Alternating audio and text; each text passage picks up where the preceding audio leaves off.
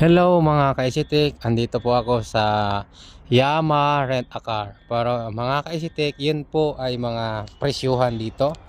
Sa isang gabi, ito po ay nagkakalagang na 120. Yan, hindi pa kasama yung gasolina doon. Ito naman yung yung accent ay sa 140. Ito 150. Yan, 100.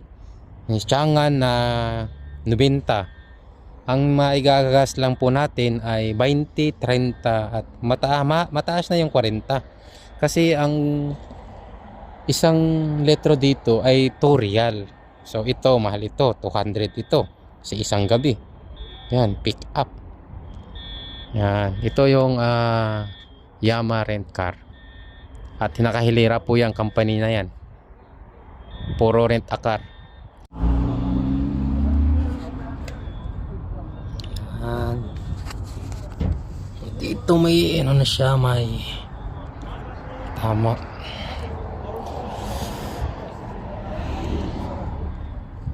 Yan.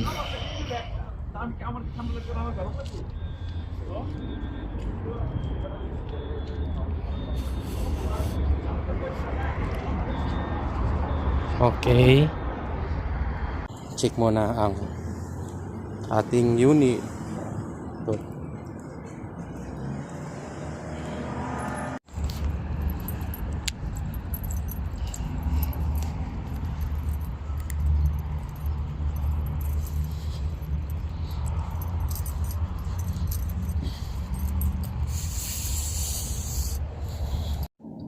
Hi, I'm David Agrida at for this video tuturuan ko kayo kung paano mag-drive ng automatic kasi ito ay napakasimple lang kaysa manual. So ito po, kung makikita nyo po ay naka-on na ang ating sasakyan. So ito po ay brake. Ito yung pang-andar. So naka-park tayo kaya hindi po yan gagana. So ayan, may alis. At yan po ay dito yung signal. Makikita natin dyan left. At pihitin natin pataas, turning right. So yan, nakikita natin dito yung easy. Ayan, naka-park. Ito ay reverse, naka-neutral at drive, at second drive at first drive kung saan ikaw ay paakyat. Po ay automatic, naka-open po yan. At yan, kapag isasara mo yan, kasasama na yan sa kabila. Yun, sumama na yun doon. So yan, naka-open siya. Andito yung sa kaliwa, sumunod. Yun.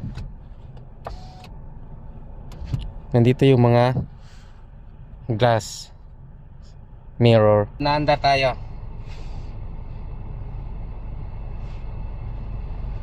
Kung liliko ka ng kanan, kakabi ka ng kaliwa konti. Tapos ganyan. Magtitibitaw sa preno. Yan.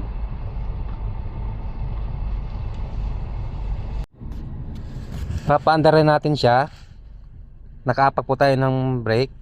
At ilalagay po natin siya sa D. So mag-iiba po yung ugong niya. Kahit bibitawan ko yung brake, ay mag-aandar yan. So kung bibitawan ko yung brake, no, aandar pa rin yan kahit hindi ko nilalagay sa gasolinador. Yan.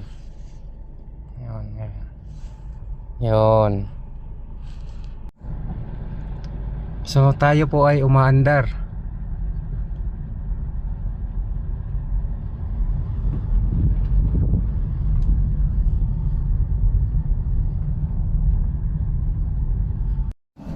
Sana po ay ako po ay nakatulong sa inyo. Thank you for watching.